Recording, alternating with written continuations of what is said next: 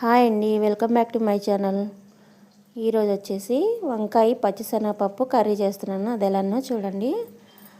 లేత వంకాయలు తీసుకోవాలి, వాటిని ముక్కలకు కట్ చేసి పెట్టుకోవాలి. పచ్చిశనగపప్పు కూడా ఇట్లా 1 అవర్ ముందు నానబెట్టుకుని పెట్టుకోవాలండి.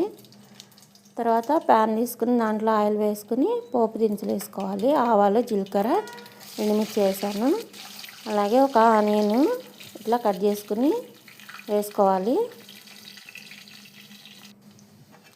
ఇలా ఆనియన్ మంచిగా ఫ్రై అయింది కదండి. ఇప్పుడు మనం కట్ చేసుకున్న వంకాయ ముక్కలు వేసుకోవాలి.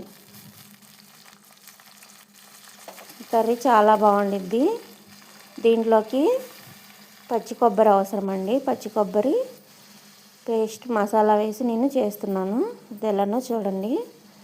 వంకాయ ముక్కలు వేసాం కదా, దాంట్లో పసుపు, ఉప్పు వేసి మంచిగా కలుపుకొని మూత పెట్టుకోవాలి, మగ్గించుకోవాలండి.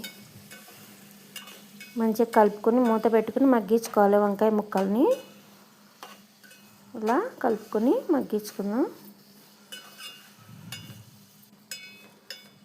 చూసారండి, వంకాయ ముక్కలు మగ్గిపోయినాయి. ఇప్పుడు దీంట్లో ఒక 2 టమాటా వేసుకుందాం. 2 టమాటానే సరిపోయింది, ఎక్కువ వేసుకోకూడదు.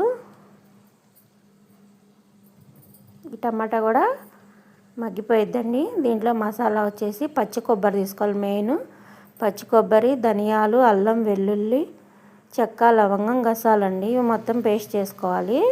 చూసారా, ఇప్పుడు టమాటా మగ్గిపోయింది కదా.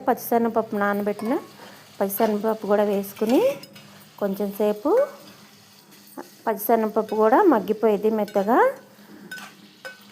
కొంచెం కలుపుకొని మూత పెట్టుకుని మగ్గించుకుందాం.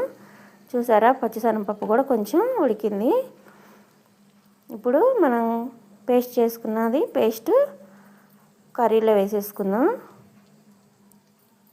చాలా బాగుండిద్దండి ఇది. మసాలా కర్రీ చాలా బాగుండిద్ది రైస్లోకి. పచ్చిశనగపప్పు అక్కడక్కడ తగులుతా బాగుండిద్ది. అంతేనండి. ఇది కూడా కొంచెం పేస్ట్ వేసాం కదా, ఇది కూడా మంచిగా ముక్కలకు పట్టేటట్టు కలుపుకొని కొంచెం సేపు ఫ్రై చేసుకుందాం.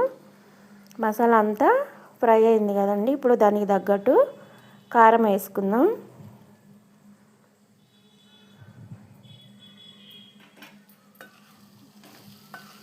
కారం కూడా ముక్కలకు పట్టేటట్టు కలుపుకోవాలి. చూసారా, కర్రీ మొత్తం రెడీ అయిపోయింది.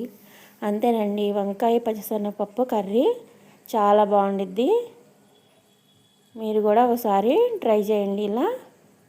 వీడియో నచ్చినట్టయితే ప్లీజ్ లైక్ చేయండి, షేర్ చేయండి, సబ్స్క్రైబ్ చేసుకోండి. Thank you.